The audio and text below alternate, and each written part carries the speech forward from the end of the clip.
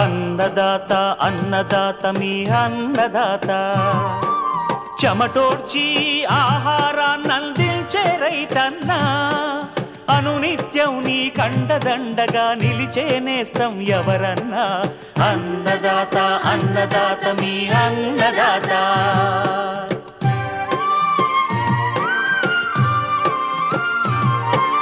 నూతన రీతుల సాగుబడికి నూరింతలు పెరిగే దిగుబడికి సూచనలిచ్చే సస్య రక్షణకు పశు పోషణకి శాస్త్ర విజ్ఞానం అందించి ముందుకు నడిపే తెలుగు రైతు భారతదేశానికి మకుటం అయ్యేలా తీర్చిదిద్దే ఆశయంతో మిమ్ము మేలు కొలిపేది అన్నదాత అన్నదాత అన్నదాత మీ అన్నదాత అన్నదాత అన్నదాత మీ అన్నదాత. అన్నదాత ప్రేక్షకులకు నమస్కారం. ఈనాటి ముఖ్యాంశాలు. విజయనగరం జిల్లాలో ప్రస్తుత వర్షాలను ఉపయోగించుకుని వరిని నేరుగా పొడిదుక్కులో వెదబెట్టే విధానం. అరటిలో సిగటోక ఆకుమచ్చ తెగులు నివారణ. ఎత్తైన ప్లాట్ఫామ్ విధానంలో గొర్రెల పెంపకం ప్రయోజనాలు. ఇంకా జై కిసాన్ వ్యవసాయ సమాచారం.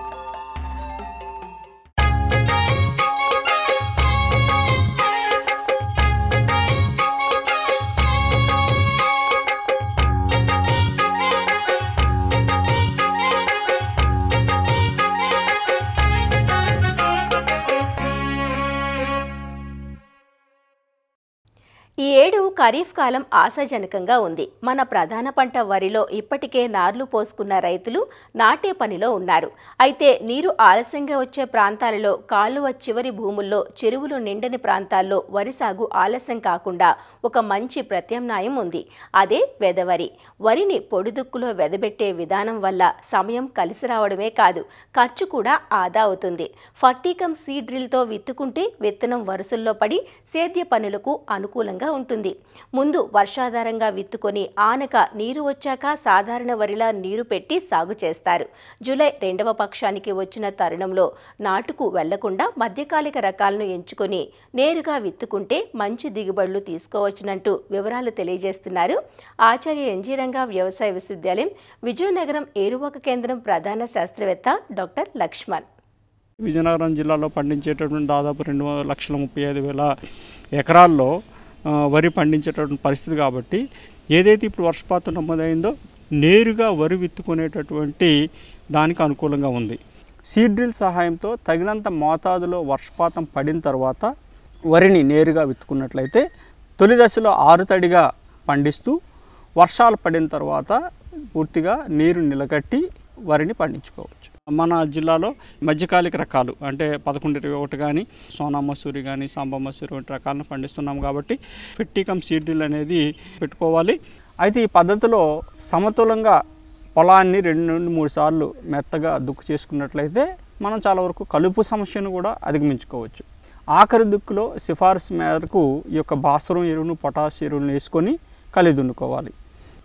అయితే మనం విత్తేటటువంటి విత్తనానికి 1 కిలో విత్తనానికి 3 గ్రాములు చొప్పున కార్బన్ డిజంతో విత్తన శుద్ధి చేస్తే విత్తనం ద్వారా వ్యాపించేటటువంటి శిలీంధ్ర వ్యాధులు ఏవి కూడా ఆశించకుండా ఉంటుంది. ఈ యొక్క యథ పద్ధతిలో సాగు చేసేటటువంటి రైతులు తప్పనిసరిగా ఈ యొక్క కలుపు యాజమాన్యము సకాలంలో కరెక్ట్గా పాటించినట్లయితే మన తొలి దశలో కలుపుని సమర్థవంతంగా నివారించుకొని మొక్క ఏపుగా పెరిగేదానికి ఆస్కారం ఉంటుంది. ఈ యొక్క కలుపు మందులు తొలి దశలో అయితే మనం విత్తిన వెంటనే 48 గంటల్లో ప్రీ ఎమర్జెన్సీ కలుపు మందులు అంటాము, వీటిని వినియోగించుకోవాలి. దాదాపు ఒక ప్రెట్లాక్లోర్ అయితే 600 మిల్లీలీటర్లు ఒక 200 లీటర్ల నీటిలో కలుపుకొని పిచికారీ చేసుకున్నట్లయితే ఈ కలుపు మందు సమర్థవంతంగా పనిచేస్తుంది. అదేవిధంగా పెండిమితాలిన్ అనే మందుని అయితే 1 లీటరు మందుని 200 లీటర్ నీటిలో కలుపుకొని పిచికారీ చేసుకోవాలి. అయితే ఆ కలుపు మందుని పిచికారీ చేసినప్పుడు ఈ యొక్క నేలలో తేమ సరిపడా ఉండాలి. ఉన్నట్లయితే కలుపు మందులు సమర్థవంతంగా పనిచేయడం జరుగుతుంది.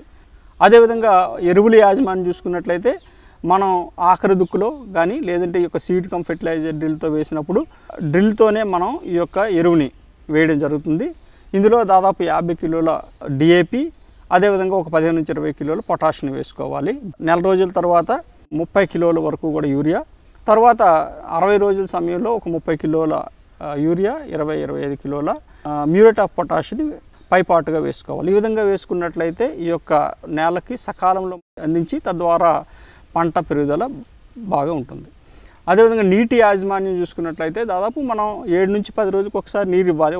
ఒకవేళ నీరు మనకు అందుబాటులో లేనట్లయితే 10 రోజులకు పైబడి ఒక వర్షాభావ పరిస్థితులు ఏర్పడినట్లయితే ఈ యొక్క 3/19 ఈ యొక్క నీటిలో కరిగేటటువంటి ఎరువు ఉంటుంది. దీన్ని 1 కిలో వరకు ఎకరానికి తీసుకొని 1-2 సార్లు పిచికారి చేసుకున్నట్లయితే వర్షాభావ పరిస్థితుల్లో బెట్ట పరిస్థితుల నుంచి కూడా మన పంటను కాపాడేటువంటి అవకాశం ఉంటుంది. ప్రధాన ఉపయోగాలు ఏంటంటే దాదాపు పంట వారం రోజుల ముందుగా కోతకే రావడమే కాకుండా దాదాపు 7 నుంచి 8 వేల రూపాయలు మనకు ఆదా అవుతుంది. 7 నుంచి 8 వేల రూపాయలు ఎకరాకి ఆదా అవుతుందంటే దాదాపు ఒక 5 బస్తాలు అదనంగా దిగుబడి సాధించినట్లే లెక్క. కాబట్టి రైతులు మన వ్యవసాయ శాస్త్రవేత్తలు కానీ వ్యవసాయ అధికారులు కానీ సూచించినటువంటి యాజమాన్య పద్ధతులు పాటించినట్లయితే అధిక దిగుబడులు సాధించేటటువంటి అవకాశం ఉంటుంది. కాబట్టి ప్రస్తుత తరుణంలో యథసాగుకు తప్పనిసరిగా రైతులు ఉపక్రమించవచ్చు.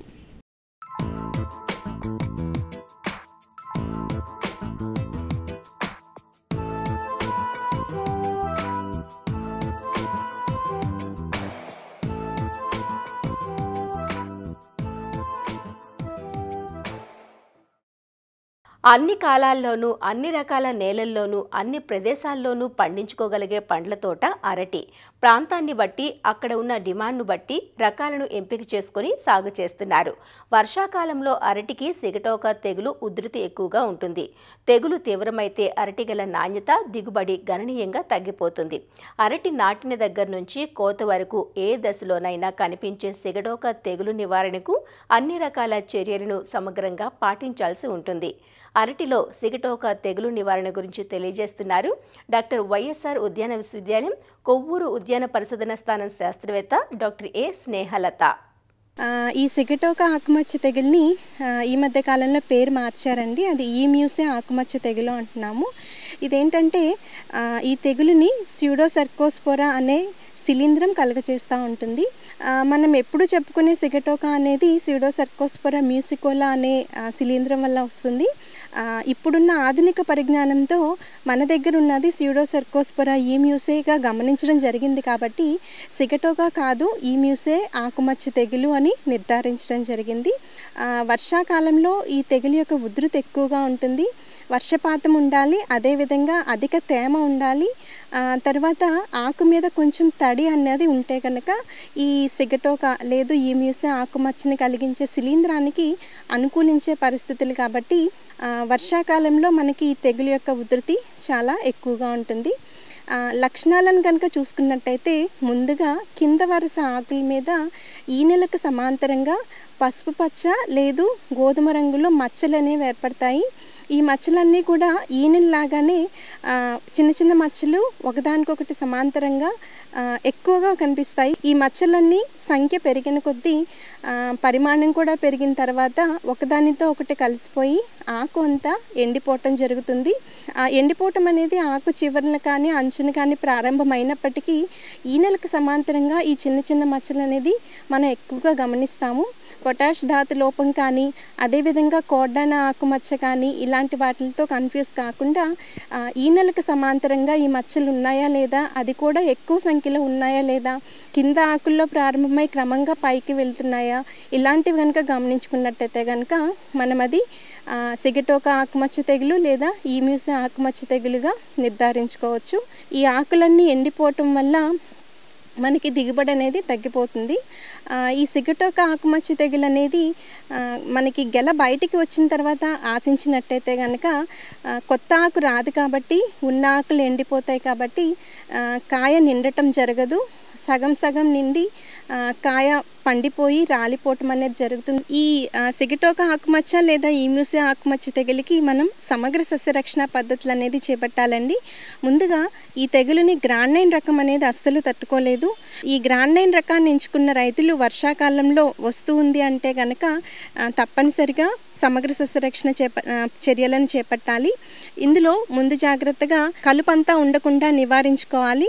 అదేవిధంగా ఎండిన ఆకులు అలాంటి ప్రాంతాన్నంతా తీసివేసి వాటిని కాల్చివేసేయాలండి. తర్వాత రైతులు ముఖ్యంగా గమనించుకోవాల్సింది మొక్కకి మధ్య ఎడం అనేది సరిగ్గా పెట్టుకోవాలి. గ్రాండ్ 9 రకానికైతే 1.8 × 1.8 మీటర్ స్పేసింగ్ చెప్తాము. దగ్గరగా వేసుకున్నట్టయితే కనుక ఈ వర్షాకాలంలో తేమ శాతం ఎక్కువగా పెరిగిపోయినప్పుడు మనకి తెగులు ఉధృతి చాలా ఎక్కువయ్యే అవకాశం ఉంది. అదేవిధంగా ఎరువులు అనేది ముఖ్యంగా నత్రజని మరియు పొటాష్ ఎరువుల్ని సక్రమంగా వేసుకోవాలి. మనకి తెగులు ఇంకా మొదలవ్వకపోతే కనుక ముందు జాగ్రత్త చర్యగా మనం 2 రకాల మందులు చెప్పుకోవచ్చండి. మ్యాంకోజబ్ 2.5 గ్రాములు 1 లీటర్ నీటికి, లేదా క్లోరోథెలానిల్ 2 ml 1 లీటర్ నీటికి, ఈ రెండింటిని మనం మార్చి పిచికారీ చేసుకోవచ్చు. అదే తెగులు గమనించిన తర్వాత అయితే కనుక ప్రాపికొనజోల్ అనే మందును 1 మిల్లీలీటరు 1 లీటర్ నీటికి కలుపుకుని, దీంతో పాటు లీటర్కి ఒక 10 మిల్లీలీటర్లు మినరల్ ఆయిల్ కూడా కలుపుకోవచ్చండి. ఈ మినరల్ ఆయిల్ లేకపోయినా సరే జిగురు మందుని తప్పనిసరిగా కలుపుకోవాలి. కలుపుకుని ఈ మందుని 3 సార్లు 25 రోజుల వ్యవధిలో మనం కొట్టుకున్నట్టయితే కనుక ఈ సిగటోకా తెగుల్ని మనం అదుపులో ఉంచుకోవచ్చు. అదే ఈ మధ్య కాలంలో ఏంటంటే దీని యొక్క ఉధృతి చాలా ఎక్కువగా గమనించడం జరుగుతుంది. ఎక్కువగా వర్షపాతం 2-3 నెలలు వరకు పడుతూ ఉండటం వల్ల ఒక్కోసారి ఈ ప్రాపికొనజోల్ మందు 3 సార్లు పిచికారీ చేసినా సరే మనకి కంట్రోల్ కాకపోవచ్చు. అలాంటప్పుడు ఏంటంటే ప్రాపికొనజోల్ 1 మిల్లీలీటరు 1 లీటర్ నీటికి కలుపుకొని పిచికారీ చేసుకోవాలి. రెండో పిచికారీ కింద కార్బండాజిమ్ మరియు మ్యాంకోజబ్, ఇది ఒక మిశ్రమ మందు 1 గ్రాము 1 లీటర్ నీటికి కలుపుకొని పిచికారీ చేసుకోవాలి. తరువాత ఇంకా మనకి ఉధృతి ఉన్నట్టయితే కనుక 25 రోజుల తర్వాత ట్రైఫ్లాక్సిస్ట్రోబిన్ ప్లస్ టెబుకొనజోల్, ఈ మందుని 1.4 గ్రాములు 1 లీటర్ నీటికి కలుపుకుని పిచికారీ చేసుకోవాలి. ఇంకా 4వ పిచికారీ కింద డైఫెన్కొనజోల్ అనే మందును 1 మిల్లీలీటరు 1 లీటర్ నీటిలో కలుపుకుని పిచికారీ చేసుకోవాలి. ఈ 4 రకాల మందుల్ని మనం మళ్ళీ రిపీట్ చేసుకోవచ్చు. ఉధృతిని బట్టి తెగులు ఉన్నట్లయితే కనుక ఇవే మందుల్ని మళ్ళీ మనం ఇంకొకసారి పిచికారీ చేసుకోవచ్చు. ఇక్కడ రైతులు గమనించాల్సింది ఏంటంటే గెల కోసే 45 రోజుల ముందే ఈ పిచికారీలన్నీ ముగించుకోవాలి. ఇలా సమగ్రంగా మనం సస్యరక్షణ పద్ధతులు చేపట్టినట్టయితే కనుక ఈ సిగటోకా లేదా ఈ మ్యూసే ఆకుమచ్చ తెగుల్ని మనం సమర్థవంతంగా నివారించుకోవచ్చు.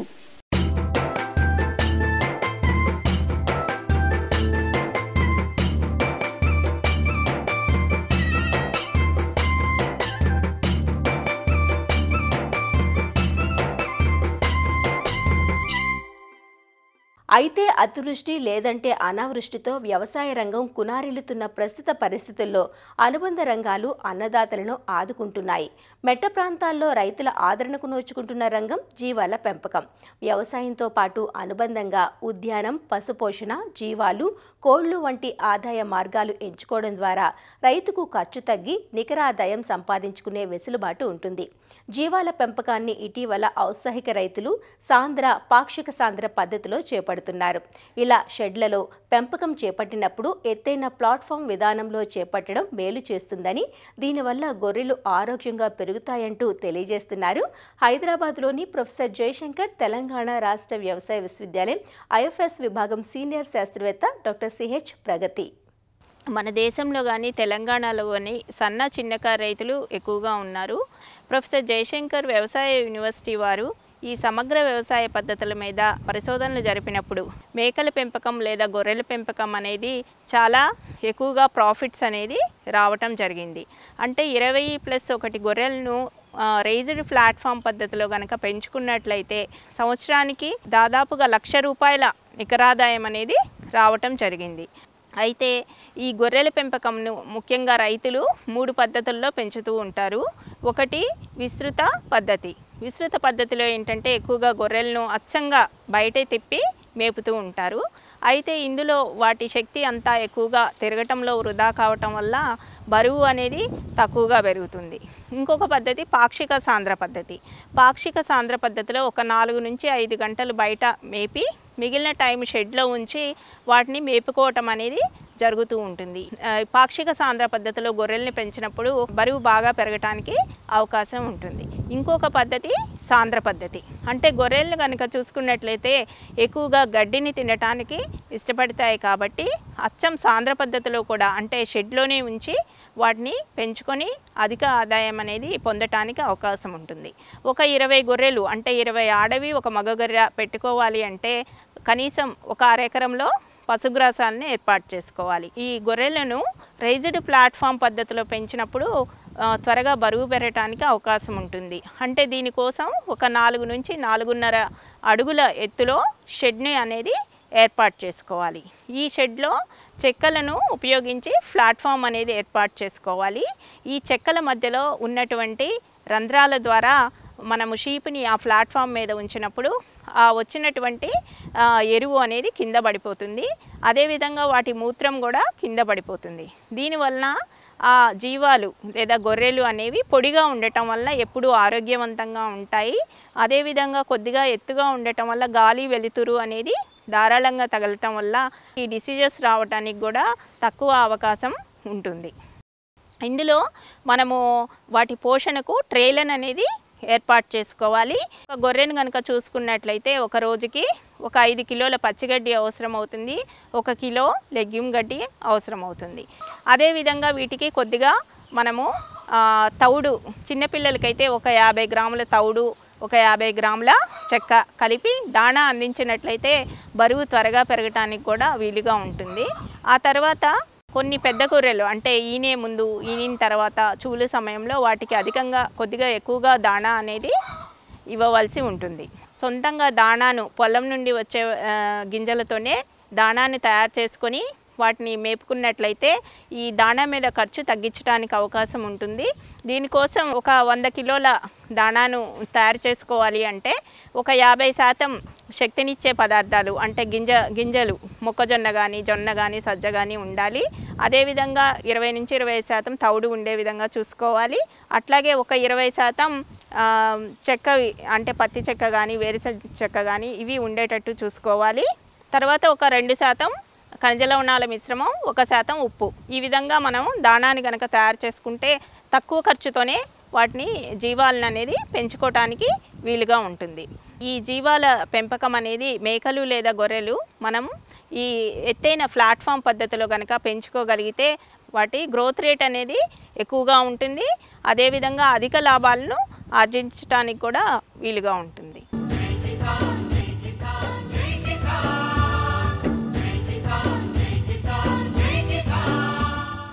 వ్యవసాయ సమాచారం ఇప్పుడు జై కిసాన్లో చూద్దాం. బుడమేరు ముంపు సమస్య ఏటా రైతులకు నష్టాలను తెచ్చిపెడుతోంది. గత తెలుగుదేశం ప్రభుత్వం హయాంలో బుడమేరు ప్రక్షాళన కార్యక్రమం మొదలుపెట్టగా ముందుకు వెళ్లే సమయానికి ప్రభుత్వం అధికారం కోల్పోవడంతో బుడమేరు ముంపు సమస్య మళ్లీ మొదటికొచ్చింది. ఆ తర్వాత గడిచిన 5 సంవత్సరాలు బుడమేరు ముంపు నష్టాలతో రైతులు ఇబ్బందులకు గురయ్యారు. ప్రభుత్వం మారడంతో ముంపు సమస్య పరిష్కారమవుతుందని సంతోషించేలోపే మళ్లీ బుడమేరు ముంపు వచ్చి పరివాహక ప్రాంత రైతులను పూర్తిగా నష్టపరిచింది. బుడమేరు ముంపు నివారణ చర్యలు తీసుకుంటామని ప్రభుత్వం చెప్పడంతో రైతులు సంతోషించారు. కానీ ప్రభుత్వం తీసుకున్న ముంపు నివారణ చర్యలు కేవలం విజయవాడ వరకే పరిమితం కావడంతో విజయవాడ దిగువన ఉన్న రైతులు తీవ్ర ఆగ్రహం వ్యక్తం చేస్తున్నారు. ఈ బుడమేరు ఈ రకంగా తవ్వకుండా ఇది చేసి వరదలు వచ్చి ఎకరాలు మునిగిపోయినాయి సార్. ఇప్పుడు కూడా మరి పట్టించుకోవట్లేదు. 6 నెలలు అయినా కానీ దీని గురించి ఎవరు ఏం పట్టించుకోవట్లేదు. వంకరలు టెంకర్లు తిరగడం వలన ఎగదట్టేసి 15 రోజులు 20 రోజులు నీళ్లు వెళ్ళలేదండి బయటికి. అందువల్ల పైర్లు దెబ్బతిన్నాయి. చంద్రబాబు గవర్నమెంట్లోనే తీసుకున్నారు, జగన్ గారు వచ్చాక ఆపేసి తీయకుండా వరదకి ఇది అయిపోయినాయి. ఈ 2 నెలలు కూడా తీపితే మళ్ళీ రేపు పైరు వేసుకోవసరం లేదా. మా చేను కింద 40 సెంటు పోయిందండి. అక్కడ బుడిమేరు 10 మీటర్లే ఉందండి. ఒక పక్క కట్ట, ఒక పక్క మా చేను. బుడివేరు లాక్క నీరు ఎగదండి. పాయకపురం చంద్రనగరం ఇవన్నీ మునిగినాయండి. ఈ బుడివేరు వంకలంకరలో 5 సాట్లు ఉందండి. 5 సాట్లు తవ్వాలి, తవ్వితేనే నీరు లాగిద్ది. ఇదివరకు తవ్విన బుడివేరు అసలు సుఖం లేదండి. ఈ బుడివేరు వల్ల మాకు చాలా ఇబ్బందులు ఉన్నాయండి. అన్ని మునిగిపోతాం. మరి కొంత తీశారు, కొంత వదిలిపెట్టారు. అవి తీస్తే కానీ నీళ్ళు బాబు 7 బోల్డ్ నష్టం. బుడివేరు మట్టి తవ్వకాలు అవన్నీ ఆగిపోయి ఉన్నాయి. ఇది గుడివేడ దాకా వెళ్ళిద్దండి. ఇటుబడి మన ఎలగలేరు కానీ వస్తుంది. ఇవన్నీ తీయపోతే మా ఇట్లాగే పంటలు ఇట్లాగే మునిగిపోతాయి. నాకైతే 7-8 లక్షలు వచ్చిందండి. నాది 50 ఎకరాలు ఉంది కౌలు వాళ్ళమే, సొంత వాళ్ళం కూడా కాదు. 30 ఎకరాలు పోయింది అసలు. బుడిమేరు 7 బాగా వరద వచ్చేసి మునిగిపోయినాయి. మా చేలన్నీ పోయినాయండి. ఒకటి 20 ఎకరాలు 25 ఎకరాల కౌళ్ళు, ఎకరానికి 25 అప్పటికి పెట్టుబడి పెట్టున్నాం. మునిగిపోయేదానికి 5,000 రాలే మాకు. దాంతోపాటు మాకేమో పంట నష్టం అది ఇత్తనం ఇది అన్నారు, 5 ఎకరాలు అన్నారు. 50 ఎకరాలు చేసినాడు 5 ఎకరాలకు వచ్చి ఏం లాభం? బుడమేరు వంకర్లు ఉన్న చోట ప్రవాహం వెడల్పు పెంచాల్సిన చోట భూమి అవసరం ఏర్పడింది. భూమిని ఇవ్వడానికి రైతులు ముందుకొచ్చారు. 2017లో బుడమేరును తిన్నగా చేసే కార్యక్రమం ప్రారంభించారు. రైతుల నుంచి బుడమేరుకు కావాల్సిన భూమిని తీసుకుని పనులు ప్రారంభించారు. అయితే ఈ పనులు విజయవాడ నుంచి నిడమనూరు వరకే జరిగాయి. విజయవాడ దాటి ఎనికేపాడు దగ్గర నుంచి కొల్లేరులో కలిసే వరకు బుడమేరు ప్రవాహం వంకర టింకరులుగా వెళ్లడంలోనే ముంపు సమస్య తలెత్తుతోందని రైతులు, రైతు సంఘం నాయకులు చెబుతున్నారు. విజయవాడకి బుడమేరు వరద వల్ల చేకూరినటువంటి నష్టం అపారం.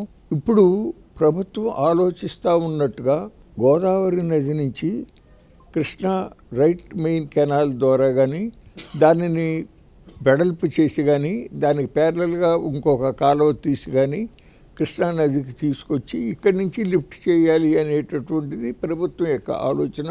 అటువంటిది జరిగితే అది ఈ బుడమేరు వరద ముంపు ప్రమాదాన్ని ఇంకా చాలా ఇనుమడింప చేస్తుంది. అట్లా కాకుండా పోలవరం డ్యామ్ దగ్గర నుంచి సెపరేట్గా కెనాల్ తీసుకువెళ్ళి హైలేవర్ కాంటూర్లో దాన్ని కృష్ణా నది మీదుగా యాక్విడేట్ నిర్మాణం చేసి అవతలికి తీసుకెళ్ళటం అది సేఫ్ సైడ్. సింగనగరం దగ్గర చూస్తే ఒక పెద్ద నదిలాగా కనపడుతుంది బుడమేరు. మరి ఏనికేపాడు అక్కడి నుంచి బ్రిడ్జి దగ్గర నుంచి యువతలకు వస్తుంది.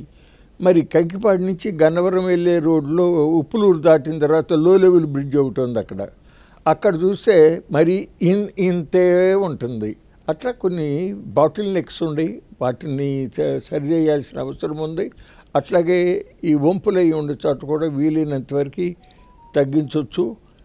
దానికన్నా ముఖ్యం ఏంటంటే బుడమేరులో వెనకటి రోజుల్లో చెరువులు తవ్వేవాళ్ళు మెష్ పెట్టి కేజీ కల్చర్ అంటారు. చాలా దేశాల్లో ఆ రకంగా నదుల్లో కేజీ కల్చర్ సెక్టార్ అభివృద్ధి అవుతూ ఉంటుంది. దాని వలన పెద్ద పెద్ద చెరువులు ఎత్తుగా బలంగా తవ్వటం వలన పైనుంచి వచ్చేటటువంటి వరద ఉప్పుటేరులోకి వెళ్ళేటటువంటి మార్గంలో ఈ వాటర్ ఫ్లో అయ్యే ఏరియా తగ్గిపోవటం వలన కొల్లేరు చుట్టుపక్కల దాదాపు 1.5-2 లక్షల ఎకరాల్లో పంటలు మునిగిపోతూ ఉన్న పరిస్థితులు కూడా ఉన్నాయి. అది ప్రభుత్వ స్థాయిలో చేపల చెరువు యజమానులతో మాట్లాడి రైతులతో మాట్లాడి దాన్ని కేజీ కల్చర్ మీరు ఎందుకు చేసుకోకూడదు, బుడమేర సెపరేట్ కెనాల్ ఒకటి కానీ లేదా ఉన్న కెనాల్ని ప్రాపర్గా ఆర్గనైజ్ చేయడం. దానికి చాలా బాటిల్ నెక్స్ ఉన్నాయి. ఒక చోట 40 అడుగులు వెడల్పు ఉంటే ఒక చోట 18 అడుగులు వెడల్పే ఉంది.